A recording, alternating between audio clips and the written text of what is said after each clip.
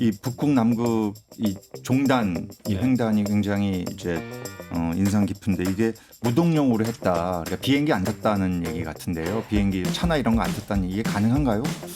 네. 다 걸어서 한 겁니까 그러면? 시간 좀 있으면 가능해요. 네, 뭐 우리 네. 뭐 북구에서 출발했을 때 그냥 설매 뭐 스키 타면서 설매 댕겼고, 근데 뭐 바로 이 약간 기후 문제가 맞아서 사실 그 2007년은 해빙 엄청 빨리 녹았어요. 완전 뭐 새로운 기록으로 빨리 녹고 있어서 수영으로 건너갈 수 없어서 그 그린랜드 산 빙하 올라가서 건너야 되는 부분에 있어서 생각보다 천천히 가고.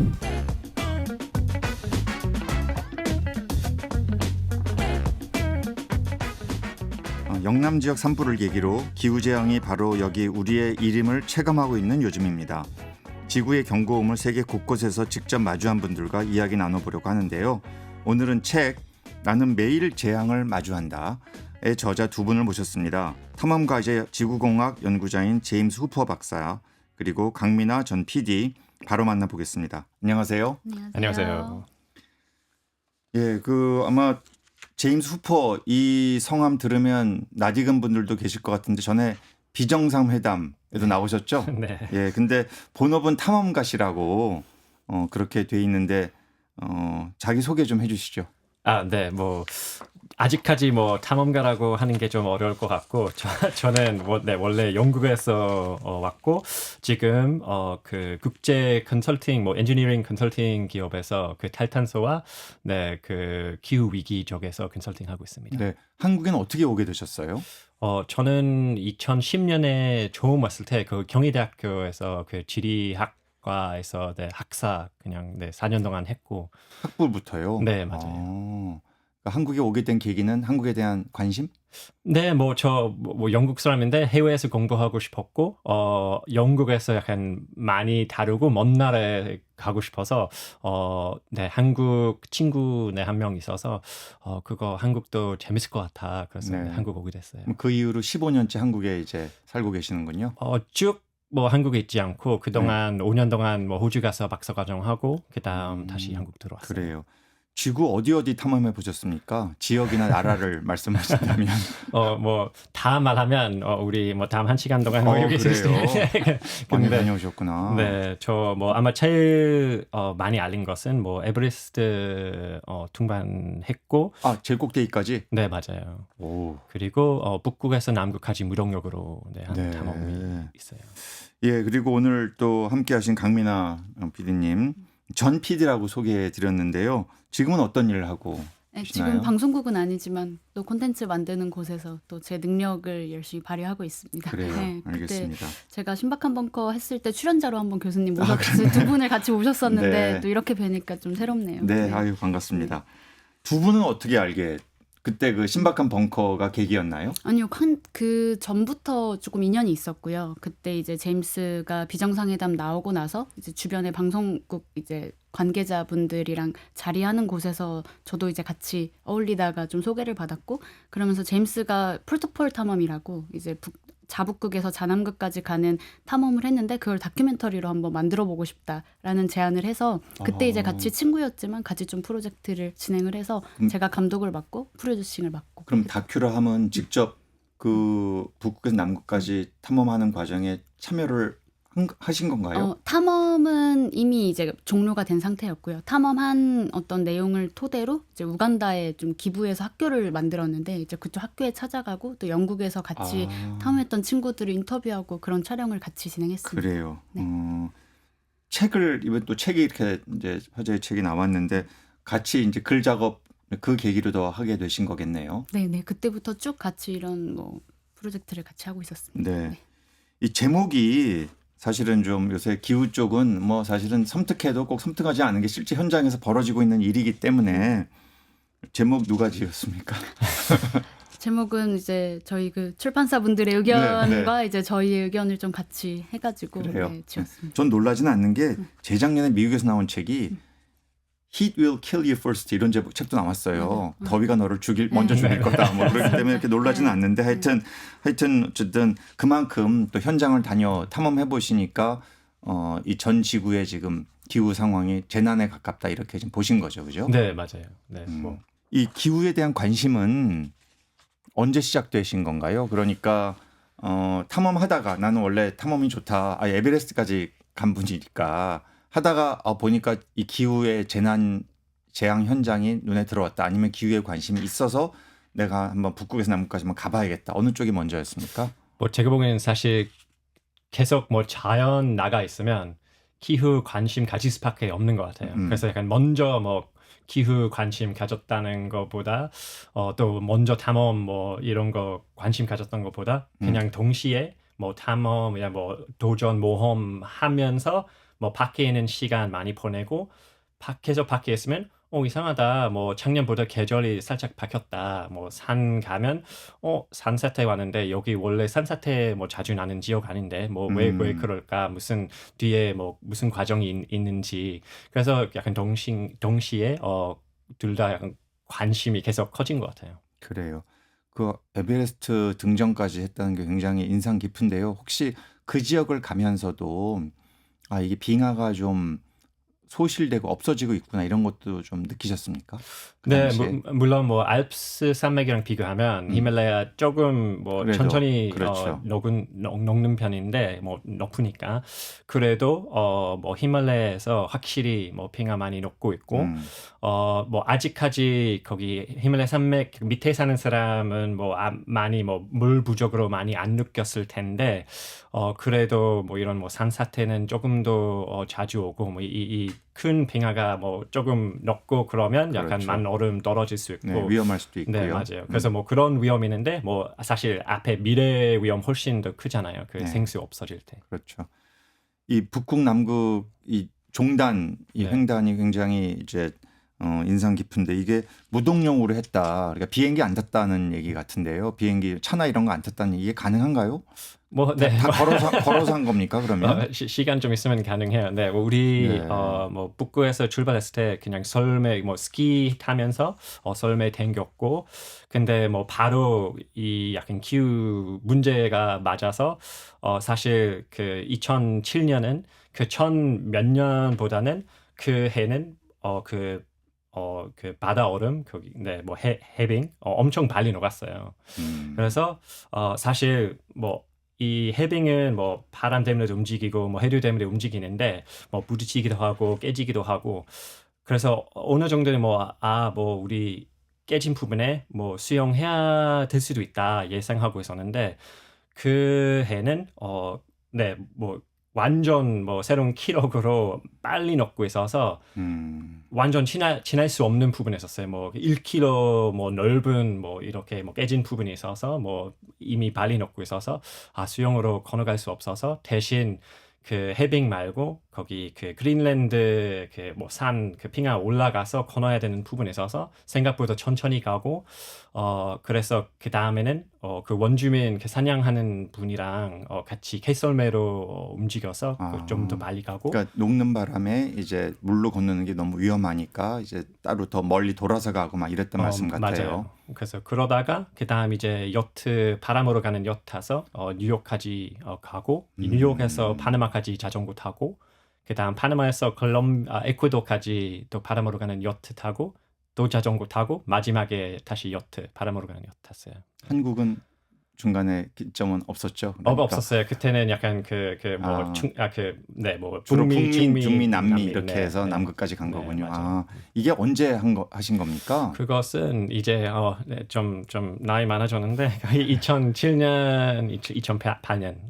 그래서 꽤 전에 그러니까 한국 오기 전에 한 맞아요. 오기 거군요. 전이었어요. 네. 예, 대단한 탐험을 하셨네요. 아니 이거 다큐도 찍으셨다고 했는데 이런 얘기 들으면서 어떤 거 느끼셨습니까, PD님은? 저도 사실은 제임스 만나면서 그 다큐멘터리를 만들면서 제가 이 기후위기에 관심을 가졌는데요. 그때가 아마 한 10년 전쯤에 저희가 처음 만났을 텐데 북극에서 남극까지 탐험을 한 이야기를 다큐멘터리로 이제 만들어야 하니까 제가 촬영한 원본들을 쫙 보잖아요. 네. 캠코더로 많이 촬영을 했는데 보는데 제가 알고 있던 북극의 모습과 너무 다른 거예요. 제가 알고 있는 북극의 모습은 꽝꽝 얼어있고 춥고 빙하가 막 이렇게 산적해 있는 그런 곳인데 제임스가 찍은 그 화면에 있는 북극은 얼음이 너무 많이 녹아있고 그리고 막 친구가 물에 빠지는 그런 사고도 막 발생하고 그런 식으로 우리가 생각하는 것보다 이 지구에서 벌어지는 일들이 너무 심각하구나라는 걸 그때 근데 제가 알았습니다. 이게 2007년 8년에 하신 건데 벌써 그때부터 18년이 지난 거 아니에요? 그러니 지금은 훨씬 더 그때보다 그때도 그 화면을 보면서 놀랐다라고 얘기를 하시는데 훨씬 더 심각해진 상황임을 뭐 금방 짐작할 수 있는 상황이겠네요. 맞습니다. 네. 이 가장 기억에 남는 이 13개월 동안 북극에서 남극으로 가면서 정말 이게 기후 위기 현장이구나 그 당시에 네. 그런 거 좀 한두 개 짚어주신다면 뭐가 있을까요? 뭐 사실 북극 있었을 때 거기 뭐 그린란드에서 그 그린란드 옆에 있는 해빙에 거기 뭐 개설매로 가고 있다가 내 친구 같이 했던 친구 럽은 거기 장갑 하나 떨어져서 이제 설매 멈춰서 이제 장갑 받으러 가는데 그 팔 밑에 있는 그 얼음이 이제 그 부서져서 부서졌어요. 네, 그래서 그 물에 빠지고 뭐 머리도 다치고 그래서 그때는 네, 뭐 아주 위험한 그 순간이었고 그 이제 다음 뭐 몇 시간 동안 뭐 그 친구는 이제 뭐 아예 뭐 정신이 없고 뭐 저기 있지 근데 않고 네. 그래도 겨우 끝낼 수는 있었군요. 네, 구조했군요. 맞아요. 그래서 건에서 물론 뭐 이제 뭐 이 완전 처진 옷에 뭐 있기 때문에 그 옷 다 벗고 이제 다시 뭐 조금씩 뭐 따뜻해졌는데 뭐 다행히 몇 시간 후에 다시 돌아왔어요. 이제 그래서 다행히 살았는데 뭐 조금이라도 달았으면 죽었을 수도 있고 그래서 그거 뭐 기후 위기 엄청 와닿던 그 순간이었고 뭐 그 에피소드도 있었고 뭐 나중에 뭐 미국에서도 사실 우리 뭐 버지니아나 테네시 그 주에서 자전거 타고 있었을 때 2007년에 역사적으로 그 무더위 기록 이제 깨져서 그래서 사실 그때는 뭐 매일매일 뭐 100km, 150km 자전거 타고 있는데 물 너무 많이 마셔야 되고 이런 뭐 영어로 하면 히트 스트로크는 그런 위기가 있어서 사실 작년 뭐 재작년 이제 한국에서도 여름 엄청 더운 여름 그럼요. 있잖아요. 그래서 사람들이 뭐 이제 돌아가신 분이 많고 우리도 그거 약간 직접 자전거 타면서 겪어서 네 그것도 와 이러면 안 되겠다. 여기서 살면 진짜 뭐 몇 년 후에는 뭐 사람 밖에서 다닐 수 없을 거구나 그렇게 생각했어요. 남미의 모습은 그 당시 어땠습니까? 사실 우리 남미는 우리 그 자남극 갔기 때문에 사실 남미 대륙 올라가지 않았고 거기 네. 자남극은 거기 남극 대륙은 한 60km에서 떨어져 있어서 그때 그래서 그냥 배 타고 지나갔군요. 그래요. 이 책에 보면 또 아마존 열대우림 얘기 또 산불 얘기도 이렇게 나옵니다만 아까 그 그린란드 얘기도 많이 직접 해주셨고 이 빙하 또 바다에 대한 관심이 굉장히 많으신 것 같아요. 네. 특별한 이유가 있습니까? 다니면서 이 지역이 굉장히 이 빙하가 어떤 위기다, 녹는다 이런 거를 좀 경험을 했기 때문에 그런 건가요? 네, 뭐 사실 이 뭐 빙하 있는 지역 가면 약간 기후 많이 생각하잖아요. 이 뭐 빙하 뭐 깨져서 뭐 이제 내리고 뭐 녹는 것도 계속 보고 뭐 우리 배에 탔을 때 너무나 큰 빙산도 많이 지나가고 뭐 그것 계속 약간 무서워서 뭐 남극해에 있었을 때도 거기 그때는 엄청 큰 그 이 뭐 남극 붙여 있는 빙하 이제 깨져서 남극해에 이제 뭐 그냥 뭐 배처럼 그냥 가고 있었는데 그거 물론 계속 약간 부서지고 거기서 뭐 좀 뻗어 나오는 그 빙산이 많아서 그래서 그거 관심이 많았고 물론 사실 저도 박사 과정 했을 때 제가 집중했던 그 주제 그 부분도 사실 바다랑 많이 연결돼 있었어요. 그래요. 뭐 핑하코도 없고 거기 뭐 바다의 그 이 뭐 primary productivity 이 뭐 생산율 뭐 거기 그때는 뭐 그 미세한 뭐 파이토플랭크톤은 어떻게 자르는지 그것이랑 관련돼 있어서 그래서 이 뭐 바다 그 네 뭐 갑자기 이제 뭐 바다는 이코시스템 생태는 관심 있게 되고 그래요. 네 그래서 그것 따라서 뭐 바다의 연구 많이 했어요. 네. 네. 그 피디님이 아무래도 책이 공저지만 더 많이 왠지 쓰셨을 것 같아요. 직접. 그 쓰면서 좀 이런 부분을 좀 하이라이트 시키고 싶다 이 책에서 이걸 그런 어떤 이런 에피소드 너무 중요하다 이런 거 있었나요?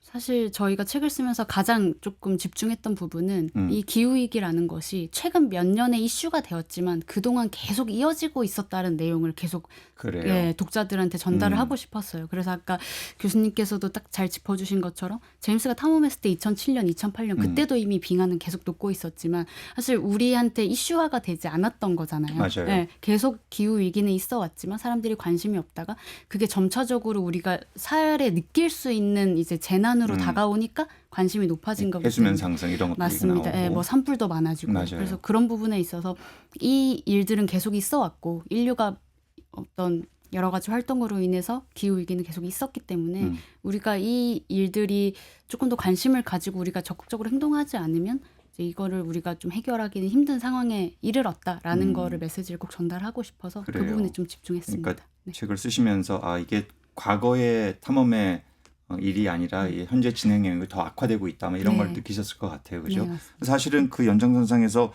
올 초에 라니냐 이게 이제 엘니뇨하고 다르게 좀 네. 이렇게 쿨링 이런 영향이 있다. 그런데 여전히 또 더웠잖아요. 맞습니다. 그래서 그만큼 이제 온난화가 심각하다. 이제 이런 어떤 반증일 텐데 지금 보시면서 우리 언론에 계셨으니까 기후변화 이슈 중에 가장 두렵다, 가장 심각하다 뭘로 보세요?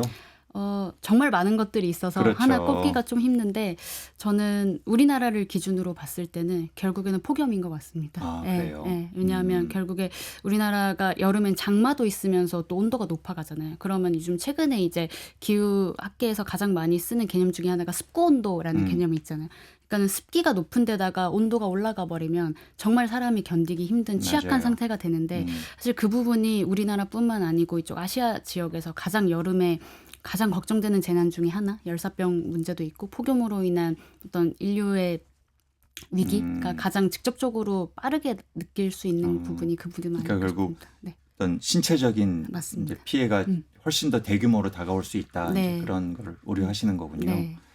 그 저희 방송에도 얼마 전에 그 빙하학자 신진화 박사 이분이 나오셨어요. 이분 책도 쓰셨는데 이분이 이제 이분 이제 극지 연구소에 계신 분이에요. 그 책을 쓰면서 또 우리가 얘기를 나누다 보니 자기는 데이터를 보면서 이분이 이제 그린란드 가가지고 2,700m 밑에까지 빙하 코어 이런 거 연구하고 막 이런 분이에요. 그런데 그런 거 분석하는 데이터를 볼 때마다 늘 무력감에 빠진다.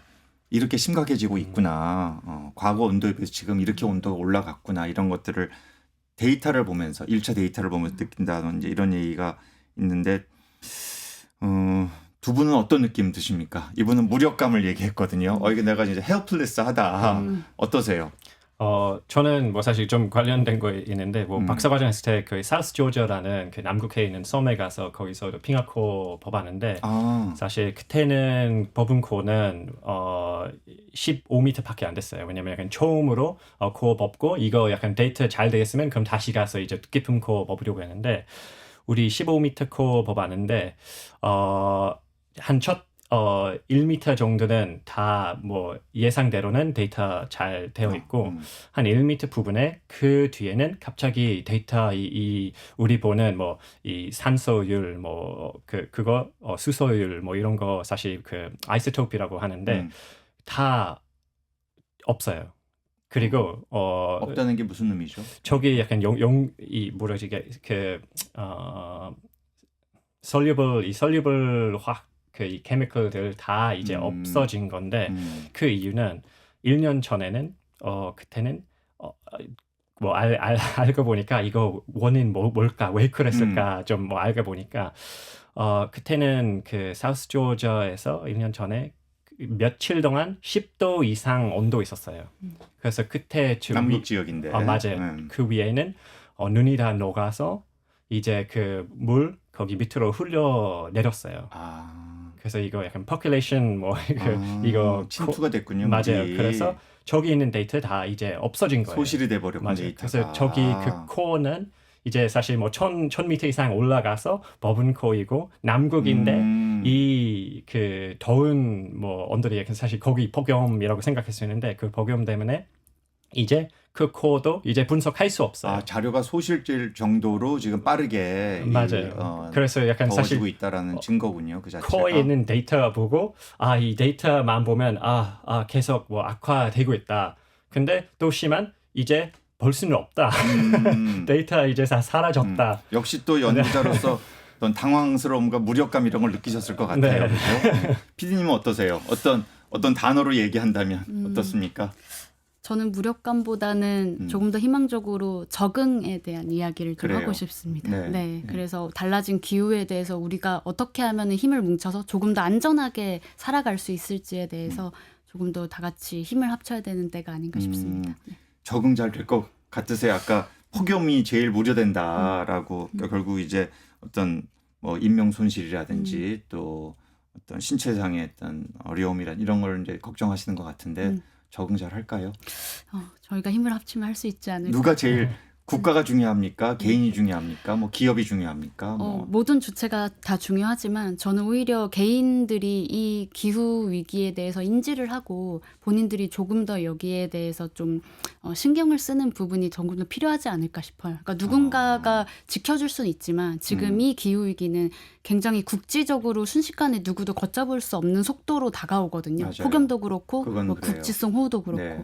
그렇기 이번에 때문에 산불도 그랬죠. 그렇습니다. 네. 그렇기 때문에 개개인이 항상 그런 어떤 위험에 대한 인식을 하고 스스로 어떻게 대처를 해야 될지에 대한 생각이나 좀 교육 같은 게 필요하지 않을까 그런 생각을 중요한 합니다. 부분이에요. 그 후퍼 박사는 또 컨설턴트 일도 네. 하고 계시다 그러는데 요새가 그 ESG가 말이 많잖아요. 뭐 네. ESG의 세상이다. 또 한편은 또 뭐 엔타이 워크 뭐 이런 얘기도 네. 나오고 하는데 그럼 연구자에서 컨설턴트로 좀 업을 좀 어떤 일을 좀 바꾼 건가요? 네, 맞아요. 그래서 뭐 연구하다가 사실 연구 좀 답답한 것은 이제 진짜 몇천 시간 동안 이 논문 열심히 쓰고 뭐 이제 결과 나왔는데 사실 뭐 또 나오고 이 peer review도 이제 겪어보고 네. 또 뭐 이제 편집하고 뭐 이제 드디어 내는데 그 과정이 너무 힘든 거예요. 이제 드디어 나왔는데 근데 사실 뭐 이거 읽는 사람은 몇 명밖에 안 되잖아요. 뭐 이제 엄청 뭐 성공한 그 논문이라도 아마 몇백 명. 제가 잘 압니다. 제가 연구 잘 알아요. 그래서 난 이렇게 내 뭐 모든 노력 넣는데 이렇게 약간 임팩트 있을지 없을지 잘 몰라서 그래서 컨설턴트 된 이유는 이제 뭐 직접 이 큰 기업한테 이 조언이나 뭐 그런 걸 주면 그래도 조금이라도 임팩트 가질 수 있지 않을까 생각해서 좀 더 현실적이고 직접적인 그러한 어떤 임팩트를 주고자 하는 목적으로 이제 컨설턴트의 길을 가게 됐다. 네, 그런 맞아요. 거군요. 사실은 저도 이제 평생 연구자로서 공감을 하는 게 우리 학교에서 지금 제가 학부 수업을 같이 하는 우리 서울대 자연대 교수 한 분이 이분이 이제 지질학자 이분이 그래서 빙하 연구하고 이런 분이에요. 근데 이분 얘기가 이제 유명한 이분도 뭐 그런 데 논문을 쓰셨고 뭐 네이처나 사이언스 같은 이제 네. 아주 탑 저널들 네. 이런데 한 번 논문 쓰려면 10년 연구해야 합니다. 네. 한 20년 연구하면 논문 한 2편 나오는 거예요. 그러니까 예, 이게 이제 업이지만 사실은 이게 참 너무 힘든 과정이고 또 이게 얼마나 임팩트를 줄 수 있을까 이런 생각을 할 수도 있을 것 같다는 생각이 네. 들긴 합니다. 그 지금 미국에서 하도 트럼프 대통령이 뭐 기후 이런 것 뭐 없다 그리고 이쪽에 뭐 펀드를 끊겠다 연구도 하지 마라 이런 게 있어서 심지어 기업사에서는 이 그린 허싱 그러니까 입막음하는 가만히 있는 이런 움직임도 있다고 하는데 지금 컨설턴트 일하는데 어려움이 있는 거 아닌가요? 기업에서 의뢰가 있나요? 근데 뭐 물론 뭐 사실 이 기업 입장에서 보면 사실 기업은 이익 만들어야 되고 그럼 그럼요. 이제 뭐 우리 뭐 돈 안 써도 되면 안 쓰려고 하는 거죠 보통 그거 그래서 이 아까 말했던 이제 뭐 사람 이 기업 뭐 정부 사실 삼각형이잖아요.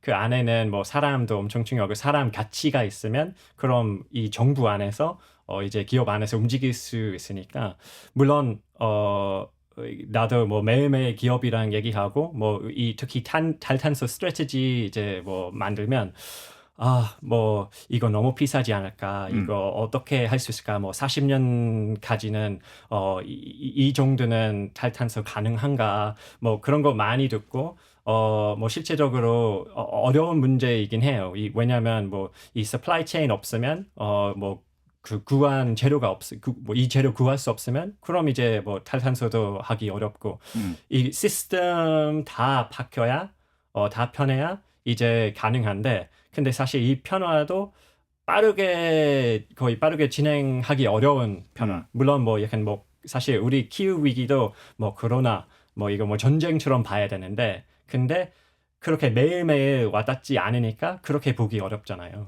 그래서 이거 어느 정도 약간 어쩔 수 없는 것인 것 같은데 근데 확실한 것은 기후 위기는 갑자기 사라지지 않잖아요. 절대. 뭐 이제 뭐 악화되는 거죠, 계속. 맞아요. 네. 뭐 이제 올해 보면 뭐 작년 보면 우리 뭐 1.55도 네, 맞아요. 맞습니다. 네. 산업 그 시대 전이랑 네, 비교하면 그럼요. 이미 그 정도 올라갔고 앞으로도 계속 올라갈 수밖에 없어요. 우리 계속 탄소 배출 많이 하고 네. 있으니까.